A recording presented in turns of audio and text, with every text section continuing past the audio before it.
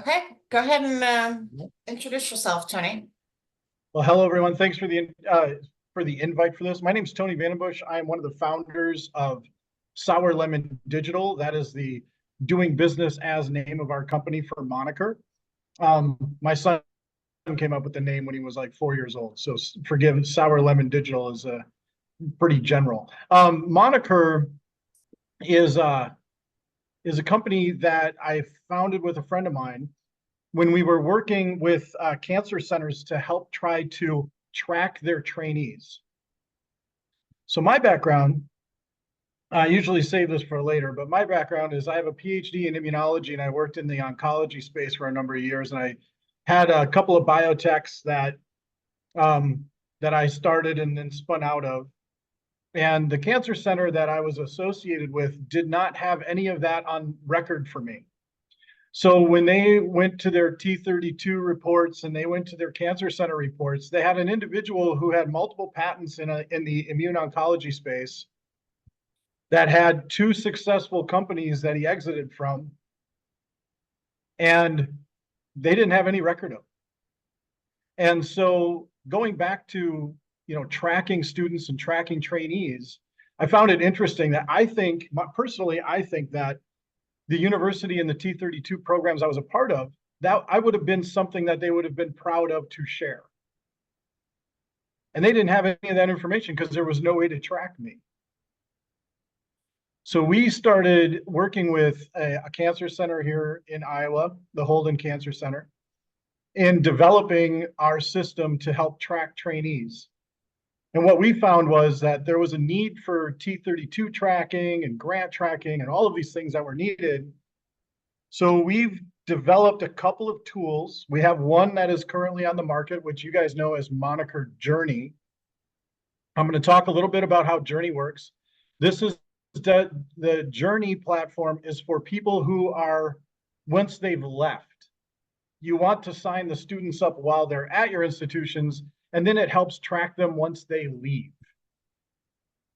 And then we have a new offering. Is anybody going to be at CabTrack this year in Kansas City in October? Jennifer, okay. Yeah. So we are going to be launching a couple of new offerings, and we're going to be highlighting them at CabTrack. So I encourage you to stop by our desk and take a look at what we have. We'll also be running demos that you're going to see right now, but we're going to be running a little more in-depth demos of what you're going to see right now. So we have Journey to help track people once they leave. And we have Holos, which is going to be launched in October. And what I'm going to show you today is how Journey works, our current offering that cancer centers are using.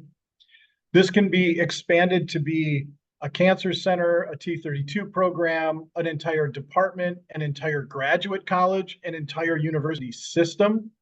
We can do graduate, we can go all the way down to undergraduate if you want. So there are different, obviously, tiers and levels for this, but it is very much a project that you're going to see today. It's very much a project that was born out of necessity for tracking trainees once they leave. I will then show you what the back end looks like and how people register and sign up. And then I will talk a little bit about Holos, which is our next offering that is a little more in depth and a little more geared toward the T32 administration. Okay, and that we will be highlighting at CabTrack this year. And I'll talk about some bells and whistles that are currently being developed, and I'll show you a few slides, teaser slides on some of those things. So if you are still interested, and I hope you are, I'll share my screen and I'll walk through a brief PowerPoint presentation, and then I'll show you what the back end looks like, so you can take a look. So if you need to ask a question, please speak up because I'm going to shut the visual off. I cannot see you now, so please just speak up if you have a question. You can stop me at any time. I'm not going to put this in presentation mode until I get further down the list, further down the slide content. But just to give you an idea of how this works. So you're familiar with the administrative pain points, or you wouldn't be here right now.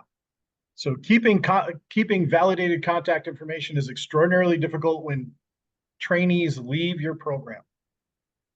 And monitoring their career changes and advancement requires a lot of touch points. So you probably have individuals who, when they have a moment, they reach out to people, or when a grant is coming due, they start feverishly reaching out to people, trying to get information back from them. And this takes a lot of time. And it also has the unfortunate side effect of multiple administrators keeping this information. All of this information is in multiple places, probably Excel spreadsheets or in a different one of our competitors' databases, and spread all over them. So it might be a little difficult to condense that.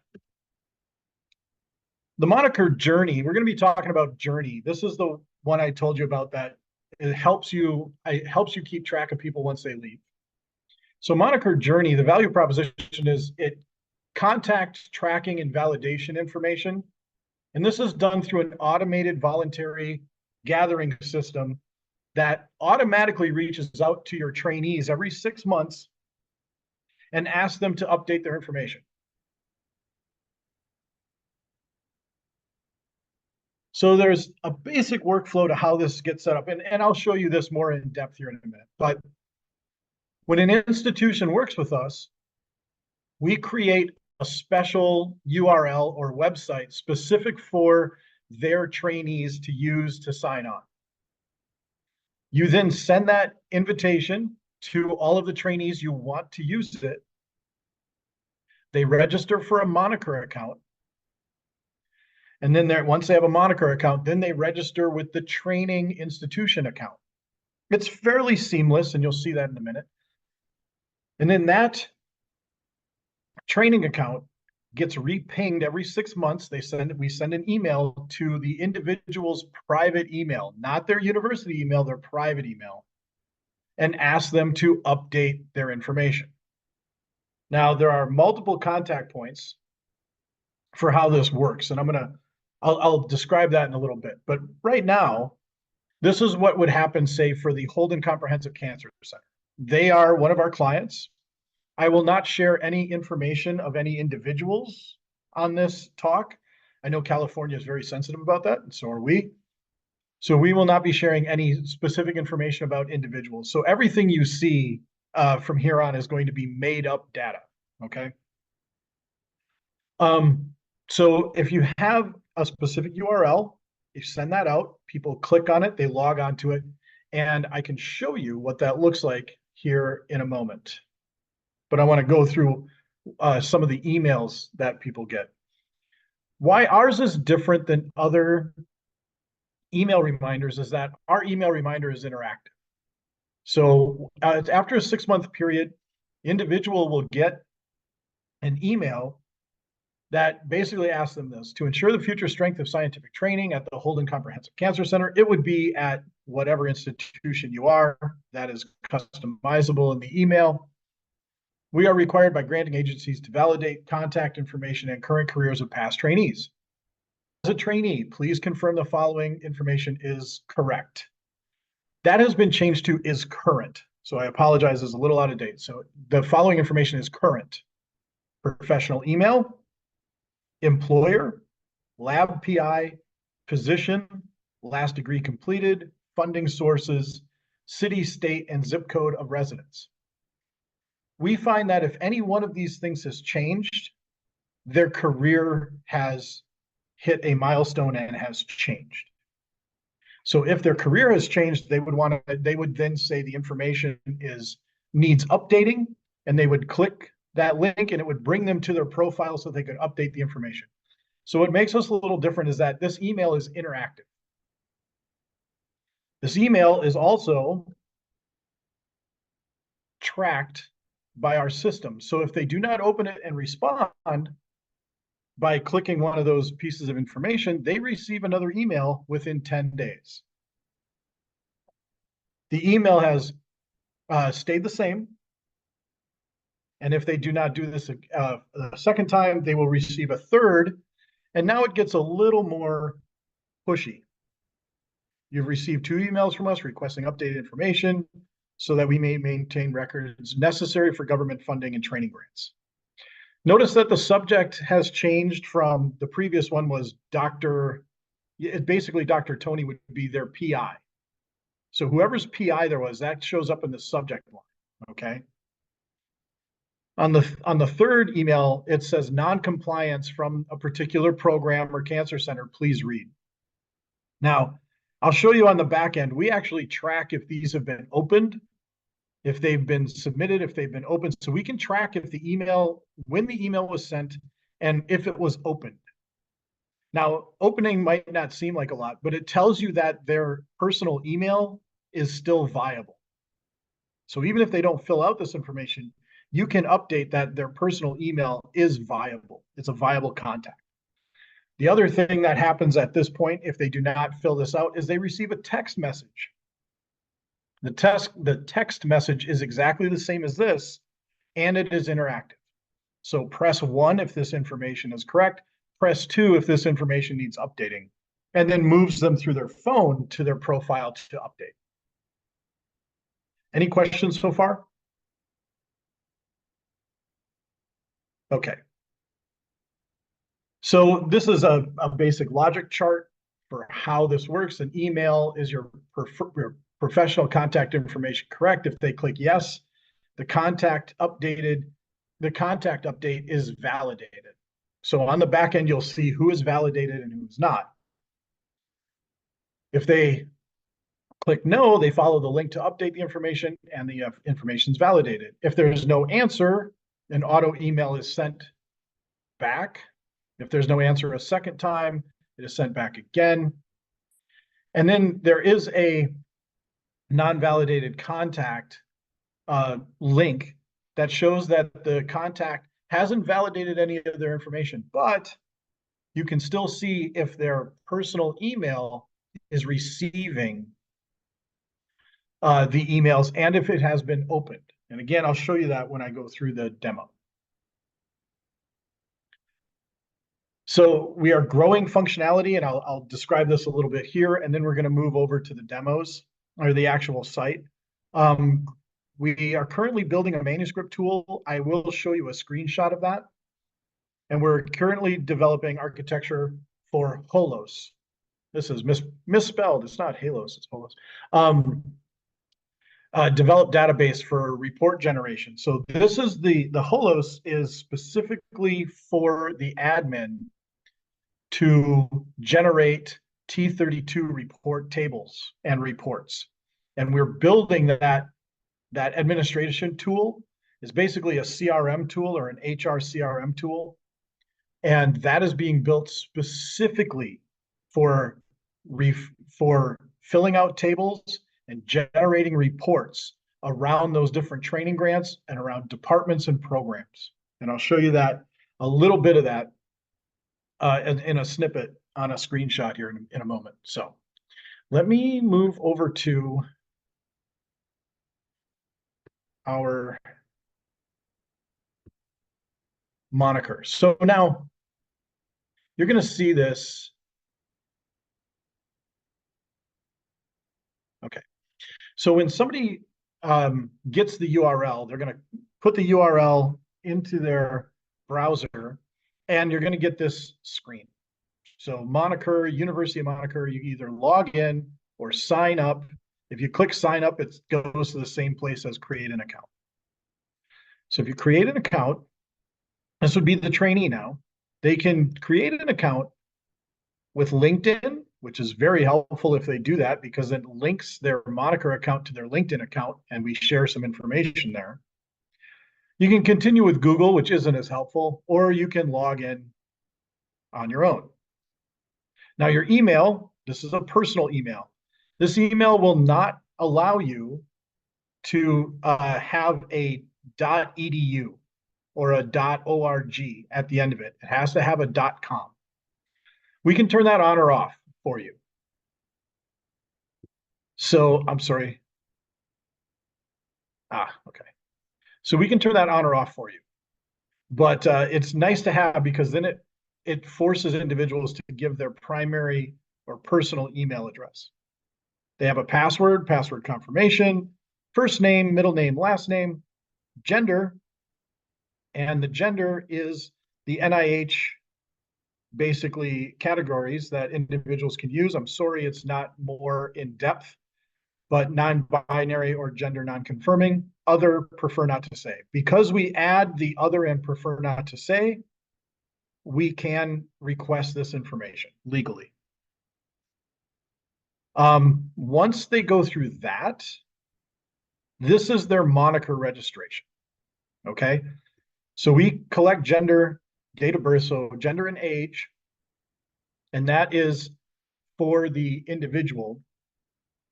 And then if they click continue, they are done now with their Monicur registration. Now they need to move on, and they will be moved on to the survey for the actual institution. Tony, can I ask a quick question before you go on? Sure. Sorry to interrupt, but this is Jennifer from UCSF. I was wondering that login section there, would there be a way that you could do that for your trainees before they leave your program so that it's set up, or have them do it, like before they leave, so that it's like when you have them with you, it's easier to get them to do something, and then afterwards it would start the automatic checking? Yeah, so that's a great question, and that's kind of the point of Monicur. Monicur needs to be launched or logged into by your trainees while they are at your institution. Okay. The earlier, the better, because then they get used to the 6-month recurring email. And then when they leave, it's kind of common Pavlovian practice then to just update it. So we would like them to do this while they are there. Holos was our answer to what if they're gone and we want to admit them. So because Monicur is a third-party site, you cannot sign people up for it. It would be kind of like signing all of your students up for their own Facebook account, but you did it for them. That is not allowed. But with Holos, which is, again, we are launching this fall, Holos is administratively, the administration controls it. So you would be able to put all the information in and get all the information out. And we're building that to actually work with Journey. It'll work independently from Journey, but Journey and Holos will work together if you have them both. Got it. Thank you. So that's a great question, but yes, this is kind of meant to get everybody involved as soon as they can, and then hopefully they get used to re-upping. Can I quickly chime in? Yes. Sorry to interrupt. This is Jurga from UCI. So one of the things that UCI has been doing is allowing the students to have their UCI email so that we can track them. So we have been encouraging the students to use their UCI, their edu.edu email.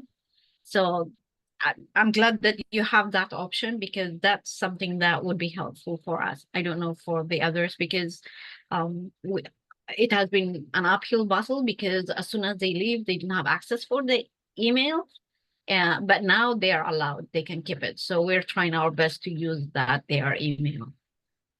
Okay, well, that's fantastic. The downfall, which you may see, well, with Monicur, the downfall would be if they get a professional job at, say, I'm just going to pick a company out of the blue, Monicur. If they get a professional job at Monicur, their professional email, their daily email is going to be Tony@Monicur. And that's where they're going to be doing most of their business, right? So they're going to open that every day, which over the number of years, I would imagine University of California, Irvine, they're not going to check that after 5-6 years of being away. But that's great that you allow them access. That's fantastic. I would hate to clean out my old emails from all of my past education. It makes sense. The only problem is, as Jennifer said, we have to just do our best to just make sure that they continue with that email. It makes perfect sense, because where I did my PhD, I never checked my email. So you're making perfect sense. That's what happens to everyone. It's just that unfortunately we don't get any further emails from them. So it's kind of, yeah, it's a lose-lose situation. I know that. Right. So we collect that information. We also, if they link their account to LinkedIn, you also have a direct link to their LinkedIn account then. So you can go check that spot. They put their cell phone number in here, as you can see. So we can contact them by phone. So that's another touch point that we collect. Okay. And I'll discuss a third touch point. Well, I guess you could call it a fourth touch point here momentarily. Okay. But let's go through the survey. So the information we collect in Journey, we really had to walk a tightrope here, because you don't want to ask for too much information, because then nobody will fill it out. And you don't want too little information, because that's not helpful to the administrations. So after working with 10 or actually close to 15 cancer centers now, we've figured out this is the survey. This is the survey that is going to be. So as far as Journey is concerned, this survey is somewhat set. Okay. So we collect, again, first name, last name. That's been moved over from the Monicur registration, so they shouldn't have to fill that back in. We have citizenship status, U.S. citizen, naturalized citizen, permanent resident, here on visa, etc. Ethnicity. Again, this is the NIH buckets for ethnicity. And my apologies if people aren't being properly represented here, but hands are kind of tied because the NIH has what they want. Racial heritage. Again, I apologize if this is not all inclusive, but we can choose all that apply. So you can choose multiple if you wish. Institution, this is customizable, obviously. If your institution has multiple sites, multiple locations, we can do this as a college. We can do this as a state. So we could have all the state institutions here. We can have that all together. School that you're a part of, School of Engineering, School of Dentistry. Again, this is customizable as far as what school you're in, current department you're in, university program you are a part of. Then we move into some specifics about your career. Are you a faculty member, a primary investigator, a program director, yes or no? Because we have a number of places that track faculty as well. That helps with some of the reporting out the other end. So if you have your faculty fill this out, there might be some yeses. If that's the case, you choose yourself in the drop down. But if it's not the case, then you choose your PI in the dropdown. So you can do that there. You select your current position, high school students. So if you have internships, if you have undergraduate students working in the labs, etc., you can add that here. They choose which they like, professor, staff scientist, other. Date you started, highest degree completed. Again, a fairly specific dropdown. Now we have current position and current workforce activity. These are things that are, again, NIH menus or buckets. We have academic, for-profit, government, nonprofit, others. So if you're current trainees, they should have academic chosen. But once they leave, they could work for academic. They could be a government employee. They could be a for-profit at a biotech, what have you. Current position, principal activity. Again, these are the buckets that are provided by NIH. You're clinical, further training, research. So if they went from a grad student to a postdoc somewhere else, they could click further training or research related, etc. Then we move to funding. Funding is kind of a wishy-washy place for this, because we cannot have all sources of funding represented here. It's just much too difficult. So we've tried to do the best we can with, and this would be funding for trainees primarily. So if they are, for example, at the cancer centers, there's a lot of American Cancer Society grants. They could have an F grant, they could have a K grant, they could be part of an R grant. There are intramural and institutional grants as well. There's also T32s. So if they are choosing a T32, they go down into the T32s at their institution, and they just choose one. The start year that they started being, on that, and the start month that they started being on that T32. There are multiple funding sources, so you can be on multiple. And that is collected to the back end as well. If someone chooses, they can add in if they're on additional funding sources. Then we have individuals from disadvantaged backgrounds, choose all that apply. If you're familiar with these are the 7 criteria used to determine if somebody is from a disadvantaged background, as far as the NIH is concerned, or the National Cancer Institute. You need to have 2 of these boxes clicked out of the 7 to be considered a disadvantaged background.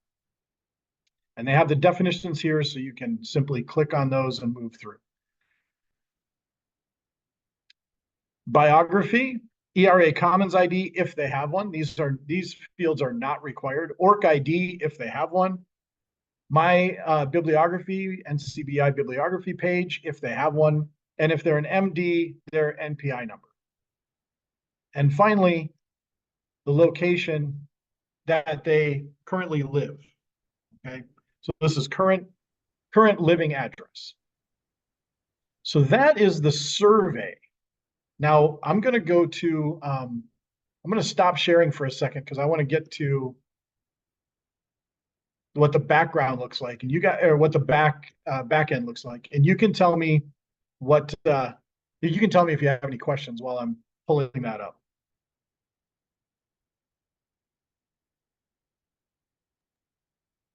I must be doing a great job. The ORCID ID is demanded, is expected for everyone, so it's not, everybody should have the ORCID ID. That's great if they do. That's fantastic if they do. Okay. Some I do of our- have, Some of our go older, ahead. all right, some of our more senior faculty still don't have. Yeah. You know, it's Something about old dogs, new tricks, I don't know. watch it. My son reminds me every day that I'm old. So, Oh. So it's the ORC IDs. I'll let you know. I'll let you in on something. Having been working with our IT departments and doing this for a number of years now, ORC IDs are extraordinarily helpful, but how they're used is not always the most useful way to utilize that information. So some AI systems and some search systems don't use ORC ID properly when you use them. So it can be it can be harmful. Mm. And I have examples of that, but I'll save that for later if there's time. So let me share my screen again, and I'll go back to, there we go.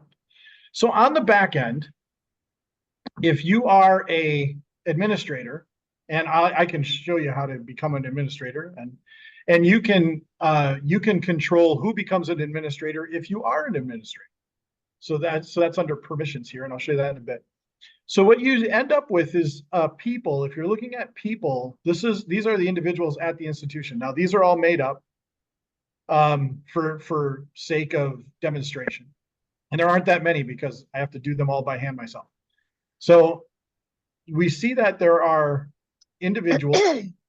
If the status is active, that means that their information on their account is validated.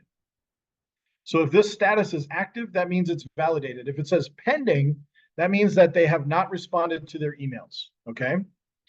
We can go into the individual and take a look at their email address, their Monicur ID, which I'll talk about in a little bit. Gender, citizenship, race, date of birth, racial background, and then you see a timeline. You can see when emails were sent, okay, when they were onboarded, when an email was sent, if it was opened, etc. If you wish to send another email, you can do that as an administrator. You can send email 1, 2, or 3. You can resend them yourself. Remember, the system is automated to send out, but if you want to send more, you can come in here individually and send them. It collects all their information, their other information here. And you can take notes on the individual for administration only to see. So that's what you see for the individual on the back end. Now, You can use the slicers on the top to sort by program. There aren't a lot of people here, so it's kind of hard to show that, but we can do positions. So let's do master's student search, and we have one master's student that has been listed. Okay. If you want to take that back off, you just go back to position and hit search again, and it brings everybody back in. You can do by departments. You can do by funding. So I'm not sure. Yeah, we have some K grants. So if I did K grant and search, we should pull up. There are the individuals that have K grants. Okay. So there are a number of different basic search criteria you can use the slicers on the top of the screen for. If you want to search, if you want to do active versus pending, you can just click the inactive and go search. None of them will show up here, but you get the idea. Now, if you want to go a little further into this, you go to reports. Now there's a mentor and trainee list, and this will break everybody out by mentor followed by trainee. Okay. And that it can be downloaded as an Excel spreadsheet. All of these can be downloaded as a full Excel spreadsheet for all the information. Trainee segments is probably one of the most important. We have graphs that pop up.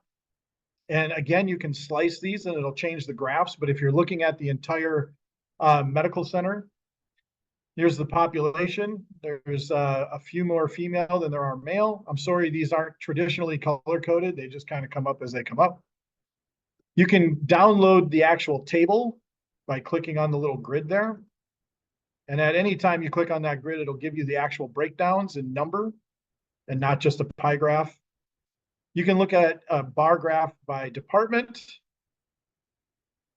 So how many people are in what departments? And position, master's students, PhD students, postdoctoral fellows, whatever you have listed. So these can be downloaded, cut and paste, however you want to do it, or you can get the actual numbers from that. And again, you can slice those out by department, by program, by position. So you can get a gender, an ethnicity, gender and race breakdown of your different, at different position levels, and for different departments and different programs.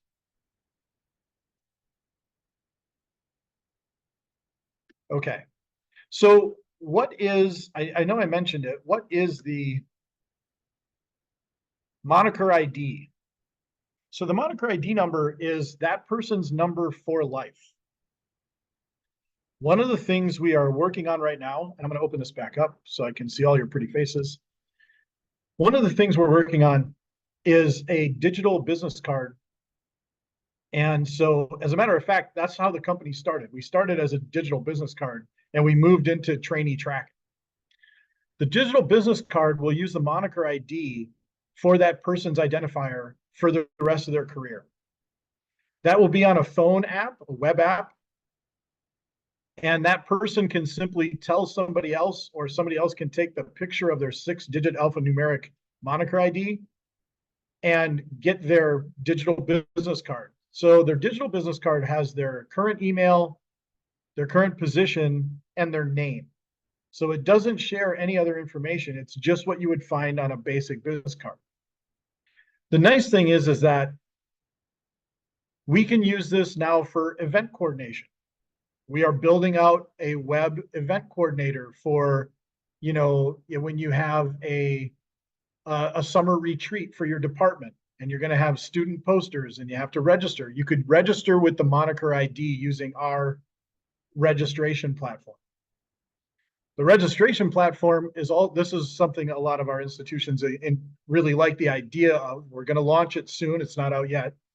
But when you have that platform, we will take credit card payments from vendors. So if you want vendors to be at your event, a lot of institutions cannot accept credit cards from vendors for payment to be at a vendor table. We can, and we can pass that money back onto you through that. So that'll be launched sometime in the next 12 to 18 months. So that is called Monicur Event, and that'll be part of, you know, being able to register people for events just using a simple Monicur ID. And then the vendors can also interact with people by using their Monicur ID. They don't have to fill out information. They don't have to have a clipboard. They don't have to have a QR code reader and all that other stuff. They can simply have their Monicur ID number, which gives their business card information. Which leads me to Holos. So Holos, and again, I'm gonna close this and open up my PowerPoint again. So Before Holos, before you yes. start off, I have a quick question. So how many Yes. administrators can you add in that one? As many as you like. Perfect. And have you ever used it for more than one training grant, or do you have you ever used it for more than one, or just So one? currently we have not used it for T32s. We've only used it for cancer centers. Right. But because the cancer centers represent multiple T32s can be within a cancer center, we have had cancer centers that have individuals from multiple T32s. One of our institutions has 23 T32s, and all of them are listed. Now, the problem is that the T32 administrators don't have access because they did not set up to pay for access for that information. That's just for the cancer center. But for the T32s, we think Journey is really nice because it tracks people when they leave, right? But that doesn't really help you fill out tables, does it? I mean, it's kind of nice to know where they are and everything, but it doesn't help you fill out tables. So Holos is our next offering that kind of works in tandem with Journey. It can work independently. You don't need to have Journey, but Journey helps you track people once they leave.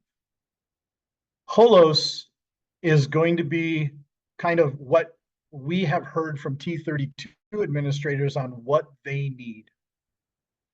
So Holos is an admin, and I'm going to make this a little bigger so you can see it. And if you have questions, please speak up.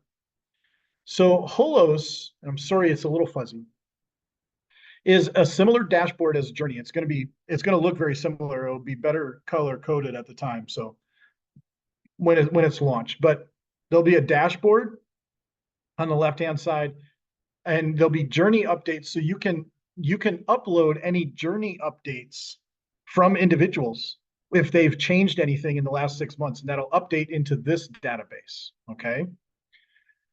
Now this database is administration driven. And I do not have screenshots of all of the different things. I can talk you through it. Please come talk to us at CabTrack. This will all be much more user friendly at CabTrack. But people account. So if you're one department, or if you're one school within an account, that'll be broken down by account level. So here you see this is broken down by department of biology, school of medicine. Projects, okay, your different T32s. Reports, so there'll be different reports. So for example, this is reports for T32 table 1. So you would choose what T32 you want to track, click table 1, and it would fill in the information into the PDF. Click table 2, it would fill in the table 2 information. Click table 3 and it would fill that in. Now, where does that information come from? That information comes from inputs from the administration. So the administration, we can help.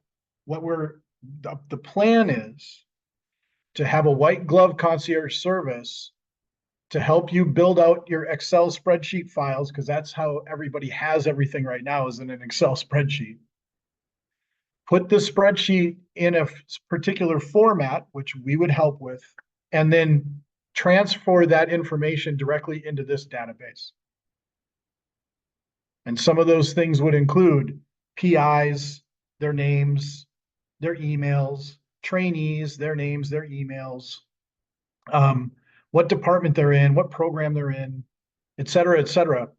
And once all now that takes a little bit of doing. I will admit that takes a little bit of doing. You have to have that information. We're going to have to put it into a certain way so we can data dump it into our database. But once it's there, you can individually add small groups or people as you need to into as an administrator. You can just add them. and put their information in as needed. So yes, there's some upfront work, but once it's established, then it's a simple updating when something changes in that system. So those are new students, what have you. So if you have a large number of new students coming in, we can work with you to put it into a certain format in an Excel spreadsheet and just data dump it right into the database. This works, in our mind, this works really well for individual T32 programs, but where it really shines is for an entire graduate college. Because then every T32 under that graduate college would be represented. Or in the case of California, all of California schools, you know. And this is scalable. We can do that. We can do that. It's built on a scalable platform where we can have all California universities listed. We just need the 10 UC schools. We don't care about Cal States. Just kidding. Okay. Okay. We just need to convince, go as a group and picket or whatever at the doors of whoever would okay this. This group needs to protest for. So go ahead. I was going to say, I'm sure that they're going to want to know what it costs. So we'll get there eventually. Before you go there, how is this more useful than extract? Because we're doing the same thing for extract. Sure. So extract has a hard time pulling information. So we use extract as well for some of our AI side of things, right? So we're allowed to go in there too. Where Excel kind of falls apart is that, well, for example, the university that I went to used extract as well, and it didn't pick me up. So you don't know what you don't know. When you get a readout from extract or you get a readout from somebody else, you don't know what you don't know. If somebody wasn't put in properly or properly tracked at some point, then how does that work? It's not useful. I'm just playing the devil's advocate, and because it's free as well, and we are going to struggle with this. That's why. But yeah, no, it has. No, it's good. I would rather use something that's free. You bet. And I would never ask you to use this if you have a system that's working for you. Then don't feel bad if you don't use this. But what I would say is extract, while it can do this, it does this fairly well. And I know everybody on here is interested in T32s. When a department head says, I want to know what our gender breakdown is for the department. Extract can't do that. This can do that. When you know, because that's T32 specific, this is kind of program wide, not just training grant or not just funded grants through the NIH. It does, because extract doesn't pick up anything that's from the American Cancer Society grants either. It just picks up NIH grants. Yeah. So, and it has a hard time doing other government grants like DoD grants and DOE grants and things like that. Not that we're any better at those things, but we do pick up the American Cancer ACS grants, and we're working on picking up leukemia, lymphoma grants and things of that nature. So we're continually working outside of the federal government's databases to expand the usefulness of this tool. Tony, do you also, like, my understanding about extract, or one complaint I've heard is that if you want to pull the data out, it gives it to you only in PDFs, which if you have to use it for anything else, it's very challenging. Would you be able to pull this out into Excel or something that? Yes. Okay, so that would be one, maybe, I mean, depending how you use it. I certainly know when I've tried to gather data from other T32s and they send me a PDF, I'm just like, oh, you know, having to cut and paste from a PDF is a nightmare. Yeah, no, and yeah, that's a problem. The other issue is extract doesn't track trainees once they leave. So if you have something that's you're responding to something that's 15 years old and where these people are, if they've published anything, if they're still in academia, you don't know that information. Whereas with using Journey, we can help with that data acquisition. I think this is a good time. I'm not poo-pooing Extract. I'm not poo-pooing any of our competitors, because there are other people in this space that are trying to do these things. We all have strengths and we all have weaknesses. Nobody can build an all-in-one does everything for you. We're trying to, but we're probably going to fail. But if we can hit 80% of your needs with this one tool, I think we're successful in what we're trying to do. And we're a collaborative company. We want to work with you. We want to get feedback. So nobody is using Holos yet. We have a number of people that are interested in seeing what we have at CabTrack. But we're going to run Holos the same way we started Journey. The first 5 institutions that sign up get a 50% discount for 5-year contract. And that's going to be some real savings. Yeah, and I think I know some of those institutions who did that, who are some of your like very early pilot people. And I do remember they got a very good, I remember the discount being significant. Yes. This is a bit more, this is going to be a bit more expensive than Journey. I have to tell you, but 50% discount on this. And, we're talking about negotiating, throwing Journey in with it for the first 5 years or what have you. We can definitely work with you as long as you work with us. We want to get feedback. We want to hear what's working, what's not. But that is also, we also want you to know that we're a small team. So while we're nimble, we are also sometimes overwhelmed. So we'll get to the changes that need to take place, or we'll let you know, yeah, we can't do that. Okay. And the first 5 institutions that sign on, or first 5 states, like we could do whole states, you guys are University of California, we could do all 10 of you under the same contract. The contract is written to be extraordinarily client friendly. As a matter of fact, the first 5 individuals or the first 5 institutions that use Journey, they can back out of the contract at any time with 90 days notice. Now it's not prorated. They still have to pay out that year, but they can, in year 2, they're like, we don't like this. Okay. You're not on the hook for years 3, 4, and 5. You're fine. But that only those friendly contracts and terms are for the first 5 that pilot this and help us build it.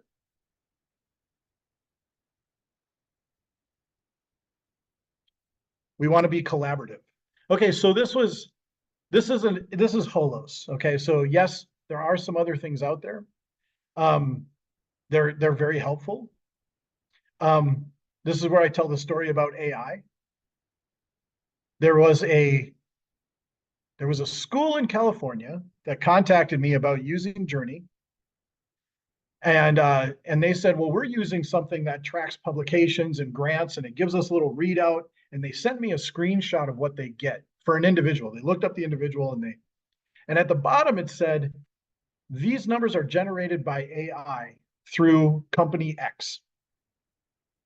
So I took the numbers and I took the name and I went and did a deep dive into that name to see if I could corroborate all of those publications and how many publications they had and how many grants they had and how many clinical trials they had based on what AI found. AI had tripled all of the numbers. And when I had gone, well, at minimum tripled for the clinical trials, it had quadrupled the actual numbers. And how it got those, I don't know. So when I went back to the individual and I said, this is what I found when I actually dove into this individual and found all their publications and did it by hand. This is what I found. And they said, well, that's okay. We use the AI numbers and we just submit it. Garbage in, garbage out. I mean, if you don't care that you're putting in false data because you can blame somebody else, that's a problem. To me, that's a problem. To most other people, they're like, we got it from somewhere else. It's okay. But that was the disclaimer on the bottom. So again, I'm not saying that we're not going to have those issues, but we are trying to use data that is validated from the administrator and from the person themselves, instead of reaching out and just grabbing something from the ether. Now, extract should be a lot better than that, because that is a database that is, you know, gathered from validated individuals, right? It's not just willy-nilly out there. But there are others out there that are just grabbing information from anywhere on the web.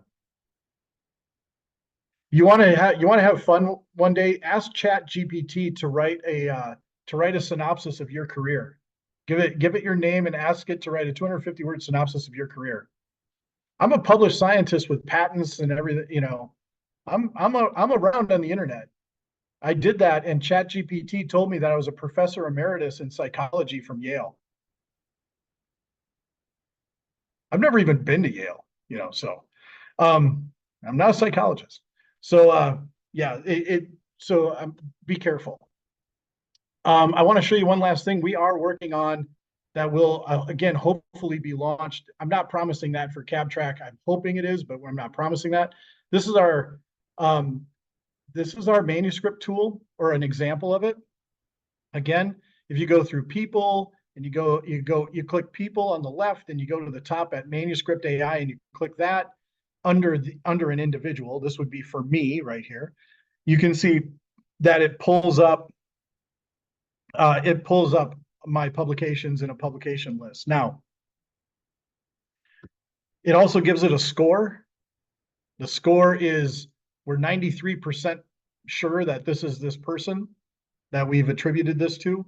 So it can score these, and you can send the user interface will allow you to curate these and send them out to your professors to say, please check which ones are yours and aren't. Yes, no, yes, no, yes, no. And then the system will actually use that information to be better next time. So it's not quite an AI system, and it's not quite a self-learning system, but it's a combination of the two. And if you've gathered anything from this conversation, you know that I'm not a fan of AI unless it is controlled AI, right? In a closed system, AI, large language models work really well in closed systems. They don't work so well when they're just unleashed on the internet. So we take this fairly seriously. We want to be as accurate as possible. And again, looking forward to having some collaborators out there to help us out. So I'm going to stop sharing, and I'm going to just answer any questions you guys might have. I have I have a lot of questions, Tony. I don't even begin, but I liked your idea of collaborations for starters. Like, if we could give you feedback and say, you know, could we tailor it slightly different? I know you said you're a small team. I've dealt with smaller teams, you know, on our campus, right? And we also all use the same HR system across our campuses. So I don't know if that was something that you could develop and we could run reports out of somehow. I don't know how we could, but I'm not a technical person like that. But do you know what system do you use? Do you know what system you use? Is it Workaday, or is it? It's called UCPath. So I guess that's considered homegrown, right? I don't know if it's based on another thing, is there some underlying? No. Yeah, I don't know on that. I mean, that would be an interesting thing to explore. And like I said, if you are collaborative and we are, you know, if you're interested in pursuing that with us, that would be, you know, we could grow this. Yeah. That's what I'm thinking. We would be interested. I tell you right now, one of the questions you want to ask your IT and HR team about that system is if they have API for that system. Oh, okay. I know it. Okay. Because we are 10 campuses, and this is a logistical thing. I'm like looking at us as, do you look at us 10 individuals or one UCOP, you know, University of the President? Or, you know, or there's one entity or 10. The problem is if Jennifer's at UCSF, should not be allowed to see her data, and she shouldn't allow me to see mine, right? So could you partition them off based on whatever the role is? Okay. Yes, we can partition permissions based on institution, department, program, etc. So we could, even if we went at this at all 10 institutions want to do this together, we could partition out permissions for individual institutions for the admins. Okay, that was one of my Yeah. concerns. There are instances in which we'd probably want to be able to share information as well. So yeah, Well, yeah, then you would have to probably download that information and send it. But you can send it in an Excel spreadsheet. well, I Or think it's getting, I mean, Holly, I think that's getting a little too far. You know, I sorry. understand where your Okay. thinking is, but yeah, I mean, that's is something that could be looked into. So Tony, I don't know if you like, we are the UC system.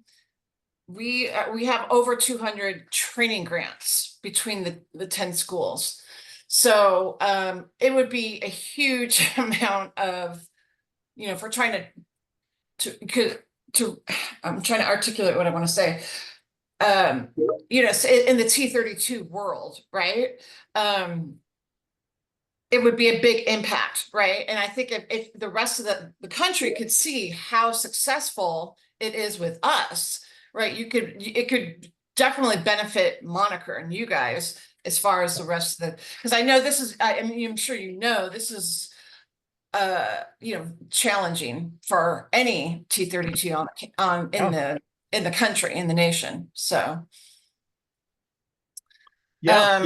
No, I mean, yeah. if you wanted, you know, and we want to work with you guys. I mean, when you guys reached out, I thought, man, this is perfect. This is exactly the kind of thing that we've made this for, as far as scalability, to cover multiple institutions from a state level, or multiple training programs from a institution level or sister college level. I mean, we really built this to scale for that reason. So I was really excited when you guys got in touch with me. And believe me, I know the value if we were able to work together or come up with something. You know. One thing that one of our cancer institutes, or our cancer institute did, this was years ago. Of course, you know, we lost the programmer. It was an unsustainable project, but we basically hand fed the data for like one of our training grants or a couple of our different training grants. And then she made us this map. It was so awesome of basically of all the US. And just, if you clicked over or hovered over San Diego, it would show all of the trainees that are in San Diego right now and where they're at. I mean, I mean, it's stuff like that, you know, like that would be phenomenal to have. I'm gonna try to pull that up. We have that. We have a map associated with trainees. So on your trainees, I can show people I can show you where your trainees are or where they ended up. So yeah, we have a couple of individuals. Yeah, it's always been my dream to get back to that state because I really like that. It'd be just so awesome for someone to be able to put that on their website, showcasing their grant and say, hey, this is where everybody's at right now, you know? Or in your renewal, right, Jill? Like, absolutely. That'd be a traffic for a renewal. Yeah, well, and I noticed the reports were the same way. Those would be highly productive for your renewals. I mean, putting together all those figures for your program plan, you know, what percentage of, you know, you need, and it would be there. So anyway, we're at 3 o'clock, so I know some people have to log off. But I would like to hang on if anybody else wants to hang on and chit chat a little bit more. We could talk about, I guess, you know, or we could set up a meeting for next steps or something like that, because we would have to approach obviously leadership, which is going to be, it's always a tough sell for us. But you know, sorry, I gotta run too. Thanks, Jennifer. So much. Yeah, thank you so much. Jennifer. But yeah, I think this would be really, really beneficial for our campuses. And yeah, I don't know if Kelly's, I guess, Kelly and Jurga, do you guys have other input on? Well, and I guess I'm also just curious because at UCLA, we have a homegrown system that does some of the stuff that Holos currently does, but you know, there's always room for improvement. I'm always super curious about what other programs are out there. One of the biggest pain points that we have with their current system, from my perspective, is that it's really good at pulling data that is in the system, but it isn't editable in the system. And so, you know, the data is used in first draft, and then you still need to download a million Excel reports and manually update it. And that is a super, you know, it's not a very streamlined process per project. And so I'm curious if, I know it's very in the early stages, but if you were thinking about a future for Holos where individual grant profiles may be editable, or is this more of a pulling information from what's on there to then, you know, manually update outside of the system? So the short answer to that is yes, we want to make this, and we want to have the administrator have complete control over this single source of truth. So as they determine what truth is, they can update what they want to put in there. So it would be, so that's what we're hoping to do, is give administrators control. Well, high-end administrators, right? You don't want everybody being able to go in and mess with things, but high-end administrators have the control to say, you know what, this person didn't fill that in right, or this is not done properly, or this does not make sense, we need to correct that. So you will have the opportunity to go in and change things. Now, changing them in a text format, probably not. Changing them in a drop-down menu will have to include those changes into a drop-down menu. So that's how those things change. Because if you're not an IT specialist, this might not make sense. But if you're asking an algorithm to collect things and then spit out a report, all of those things have to be put into the system the same way. And if you're typing and somebody puts a dot after the middle initial and somebody else misses it, that person now is two different people as far as the algorithm's concerned, because there's a dot now where there wasn't one before. So we have to limit text fields and try to do everything by drop down where possible. So as long as, and that's why, you know, having a bunch of institutions help us to determine what is best in those drop downs makes a lot of sense.